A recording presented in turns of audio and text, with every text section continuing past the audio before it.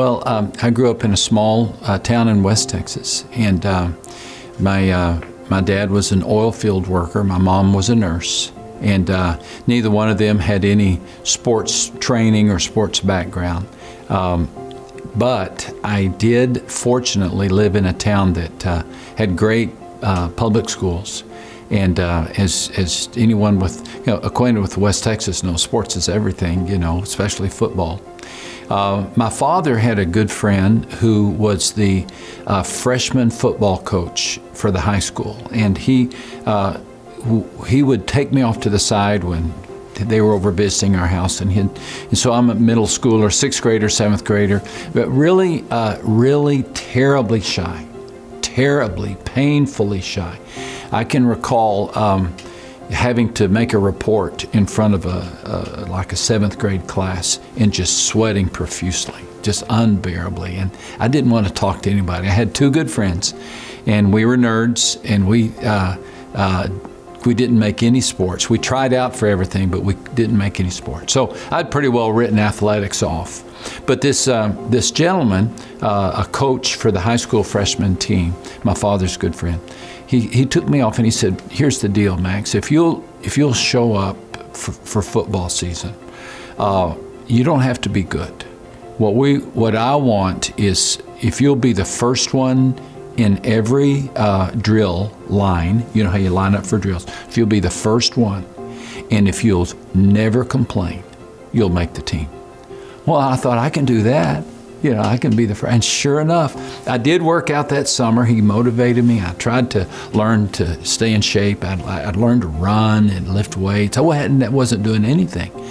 And I did. I showed up and I said, okay, I'll be the first one. And I never complained. And kids complain all the time and they grumble. And I was the one who didn't. And what a lesson that was, that really your attitude is more important than your skill set in so many things in life.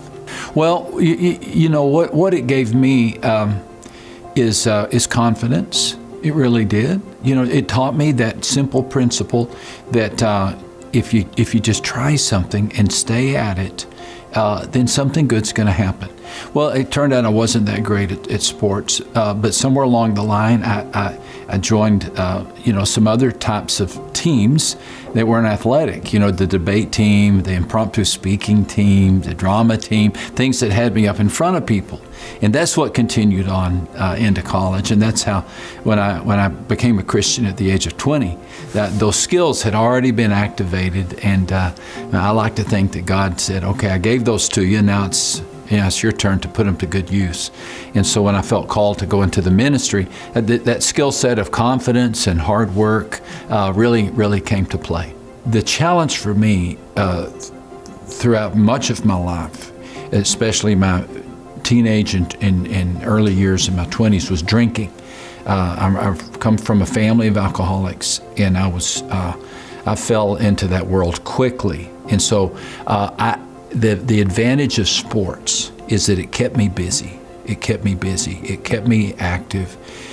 We had good coaches who were good moral men. I can remember they would talk to us about self-control, about watching what you're doing, even though I wasn't always listening. I think, to answer your question then, had it not been for sports, already what was a quicksand form of a problem could have sucked me under. But sports was just enough, to keep me above ground until I could kind of get my feet back on the ground, keep feet back under me, or maybe in my early 20s and mid-20s. I think I was headed toward a real mess otherwise. I was born with a great school system, really great parents, a great friend of my father's. I was in a good, healthy situation. And many kids are not born in that. They don't have a father.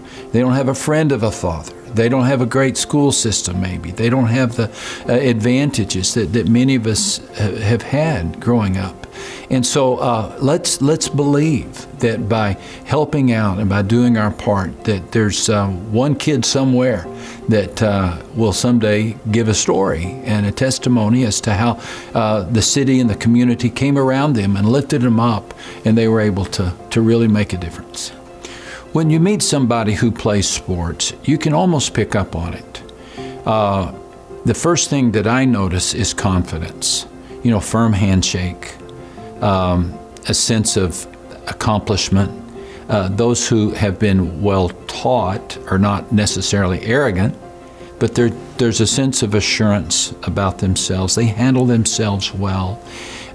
They may not know it, but they're discovering that skill set that will help them if they ever want to go to college and maybe go to grad school or take on a particular career.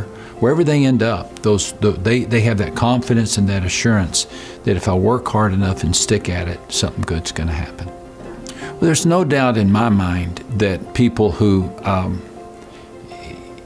have these skill sets we're discussing, like enthusiasm and confidence and sense of teamwork, there's so many cases in which you trace that back to a person who discovered that in some type of athletic activity. I play after school can be that helping hand to some youngster that doesn't have it coming from anywhere else. We got to throw a safety net and help catch these kids before they fall through the cracks. I think I would encourage people to support the I Play After School program because every kid matters. Every kid matters, and we just never know what one gesture of generosity, what one word of encouragement is going to do.